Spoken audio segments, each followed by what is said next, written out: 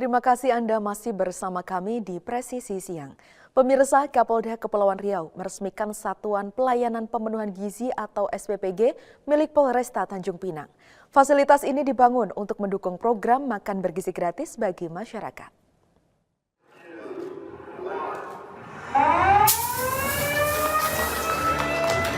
Kapolda Kepulauan Riau Irjen Pol Asep Safrudin meresmikan Satuan Pelayanan Pemenuhan Gizi atau SPPG Polresta Tanjung Pinang yang berlokasi di Jalan Rumah Sakit Kota Tanjung Pinang.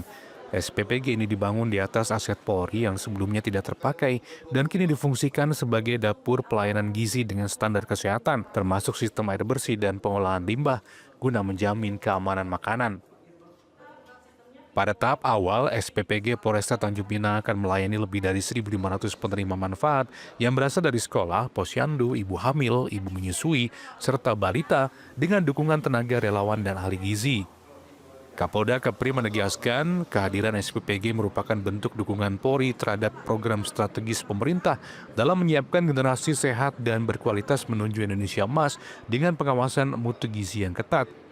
Saat ini Polda Kepri telah memiliki belasan dapur SPPG di sejumlah kabupaten dan kota. Sebagai bagian dari komitmen Polri dalam mendukung pemenuhan gizi masyarakat, SPPG Polresta Tanjung Pinang dijadwalkan mulai beroperasi pada Januari 2026. Dari Tim Humas Polda Kepulauan Riau melaporkan untuk Polri TV. 3. Mohon izin salam presisi Bapak. 1.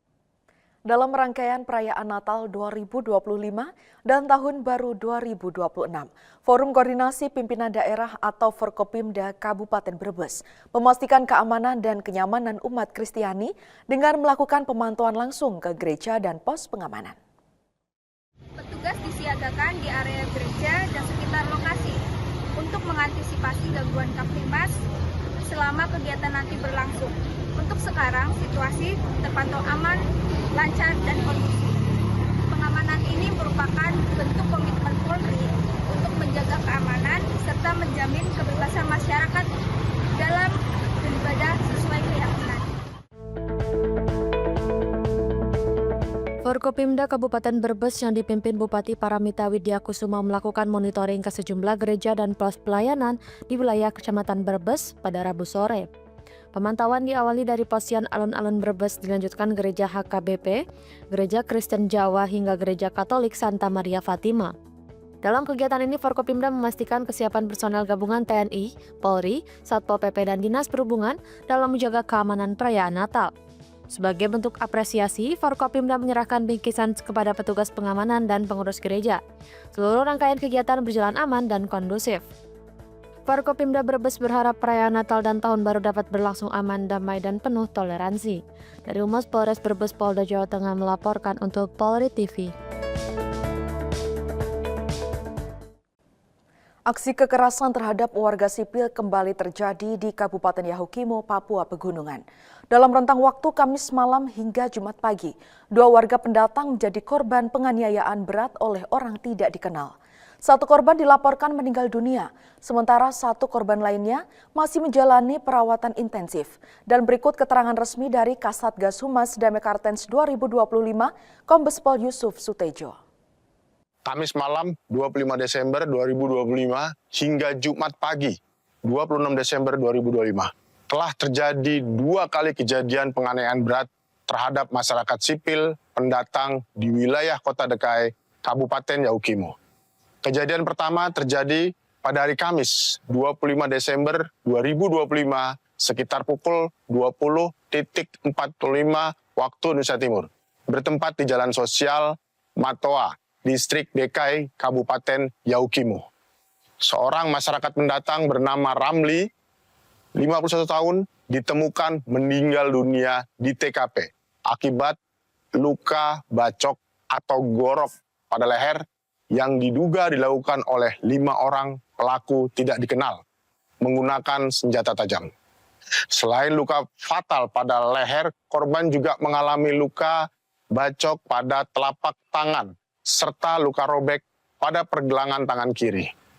Berdasarkan keterangan saksi, sebelum kejadian, korban sempat meminta air minum dan tak lama kemudian terlihat tersungkur di jalan dalam kondisi bersimbah darah. Sementara para pelaku langsung melarikan diri. Menindaklanjuti laporan masyarakat, personil gabungan Polres Yaukimo, Brimob, dan Satuan Tugas Operasi Damai Karten 2025 segera melakukan quick response menuju TKP, mensterilkan area, melaksanakan olah TKP, serta mengevakuasi korban ke RSUD DKI sebelum akhirnya dibawa ke ruang jenazah. Kejadian kedua terjadi pada hari Jumat 26 Desember 2025 sekitar pukul 9.00 waktu Indonesia Timur, bertempat di bengkel motor di Jalan Papua, Distrik DKI, Kabupaten Yaukimo. Seorang masyarakat pendatang bernama Andi, usia 45 tahun, mengalami penganiayaan berat oleh orang tidak dikenal, menggunakan senjata tajam yang mengakibatkan luka tusuk atau sobek pada bagian leher belakang sebelah kanan, serta luka sobek pada tangan kanan. Berdasarkan keterangan saksi, korban sempat menyampaikan bahwa dirinya telah ditikam sebelum akhirnya dievakuasi oleh masyarakat ke RSUD DKI untuk mendapatkan penanganan medis, dan saat ini korban dalam kondisi sadar dan menjalani perawatan intensif. Menyikapi dua kejadian tersebut, personil gabungan Polres Yaukimo dan Satgas Operasi Damai Karten melaksanakan olah TKP, meningkatkan patroli gabungan, serta melakukan razia di sejumlah titik-titik rawan seputaran kota DKI, guna mencegah aksi susulan. Kedua kejadian ini diduga saling berkaitan dan merupakan rangkaian aksi gangguan keamanan yang mengarah pada kelompok kriminal bersenjata Kodap 16 Yaukimo, yang diduga tengah menunjukkan eksistensinya di dalam wilayah kota DKI.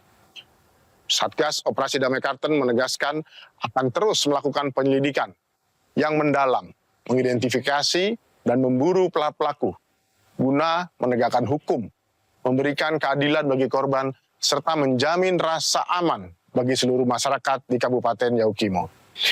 Aksi kejam terhadap warga sipil ini merupakan bukti bahwa kelompok kriminal bersenjata tidak memiliki Tuhan, karena penyerangan terhadap warga masyarakat dilakukan pada saat masyarakat sedang merayakan Hari Raya Natal.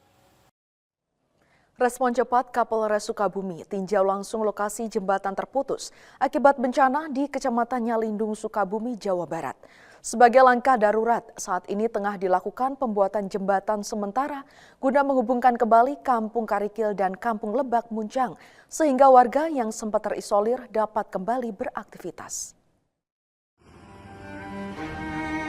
Sebagai bentuk respon cepat terhadap bencana alam, Kapolres Sukabumi AKBP Samian meninjau langsung lokasi jembatan yang terputus akibat banjir bandang dan tanah longsor di Kecamatan Nyalindung, Sukabumi, Jawa Barat. Bencana banjir bandang tersebut terjadi pada Minggu 28 Desember 2025 sekitar pukul 16.30 waktu Indonesia Barat, mengakibatkan putusnya jembatan penghubung antara Kampung Karikil dan Kampung Lebak Muncang, Desa Bojong Sari, sehingga menyebabkan dua kedusunan terisolir dan aktivitas warga terganggu.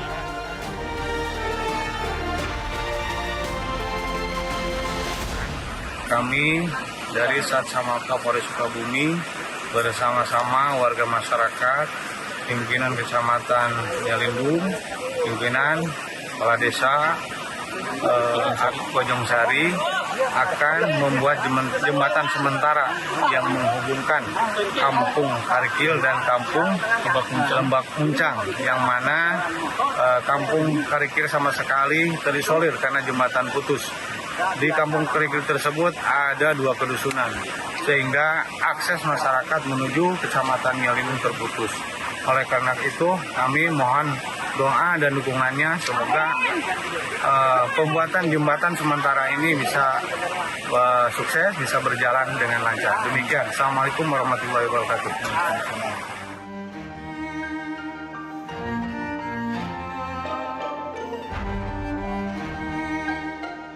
Sebagai langkah darurat, saat ini telah dilakukan pembuatan jembatan sementara guna menghubungkan kembali Kampung Karikil dan Kampung Lebak Muncang, sehingga warga yang sempat terisolir dapat kembali beraktivitas. Dari Humas Polres Sukabumi, Polda Jawa Barat melaporkan untuk Polri TV.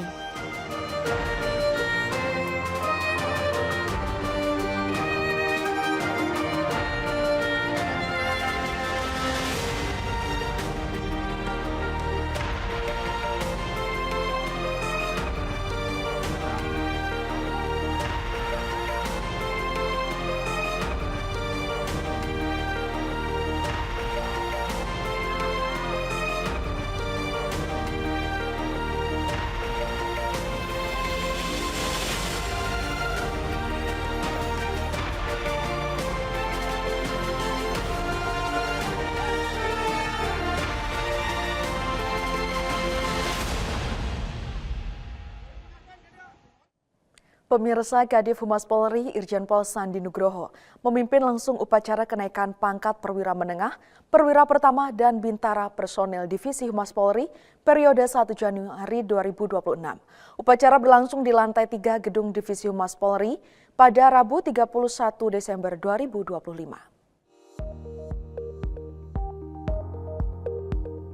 Kadif Humas Polri Irjen Pol Sandi Nugroho memimpin langsung upacara kenaikan pangkat personel Divisi Humas Polri yang terdiri dari perwira menengah, perwira pertama, dan bintara.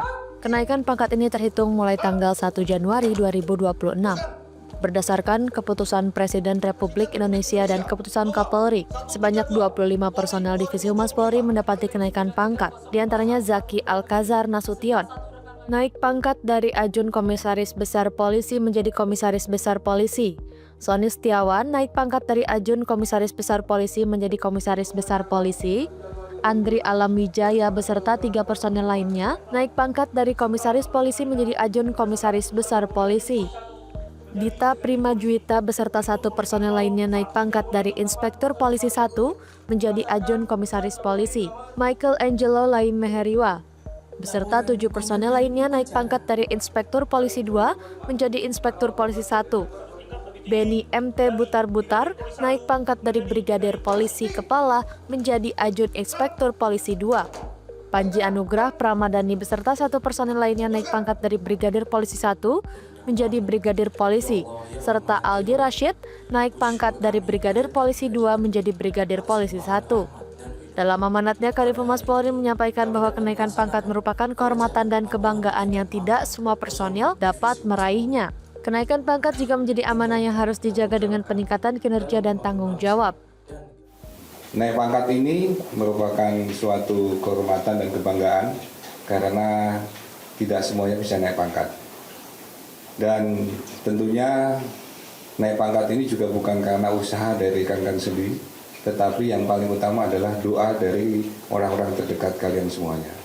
Baik itu doa dari istri, dari suami, dari keluarga, orang tua, ataupun siapapun.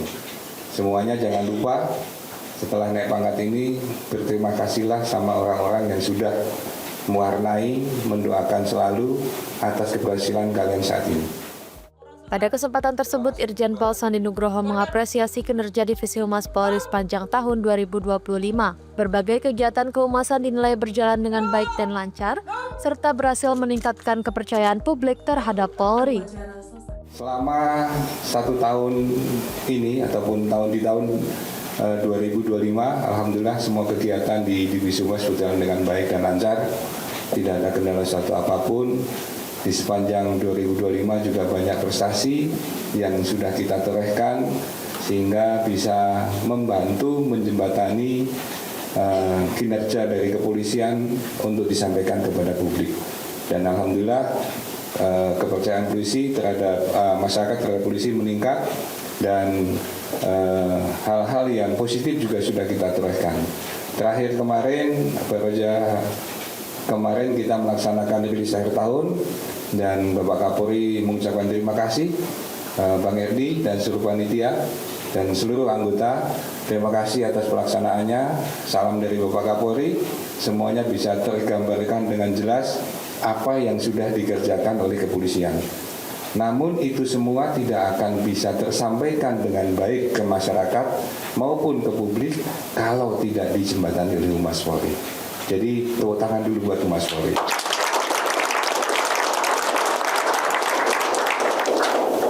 Oleh karena itu, sekali lagi teman-teman sekalian tetap bersemangat, laksanakan tugas sesuai dengan porsinya masing-masing. Semuanya sudah tertata dengan baik. Tinggal kita manage apa yang sudah kita kerjakan tadi untuk kita jaga dan kita pertahankan. Kenaikan pangkat ini menjadi penegasan bahwa peran Humas Polri semakin strategis dalam menjaga kepercayaan publik. Dengan tanggung jawab baru yang diemban, personel Divisi Humas Polri diharapkan terus menyampaikan kinerja kepolisian secara profesional, transparan, dan humanis kepada masyarakat. Dari Jakarta, Aisyah Baharsyah, Rizky Firmansyah, Polri TV. Memasuki puncak libur panjang perayaan Natal dan malam pergantian Tahun Baru 2026, kunjungan wisatawan ke Kabupaten Magelang meningkat signifikan. Objek wisata Candi Borobudur tetap menjadi magnet utama, diikuti Ketepas, Nepal Van Java, dan pusat perbelanjaan di Kabupaten Magelang. Sobat Polri, saya Bribtu Dea Fernanda, personil Humas Polresta Magelang melaporkan situasi terkini di kawasan Kampung Seni Borobudur.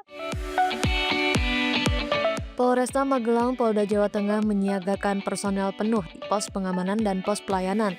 Kapolresta Magelang menekankan 3 fokus pengamanan, pengaturan arus lalu lintas, patroli area keramaian dan pelayanan masyarakat.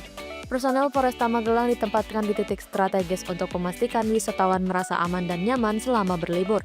Polisi mengimbau masyarakat untuk tetap waspada, menjaga barang bawaan dan mematuhi arahan petugas.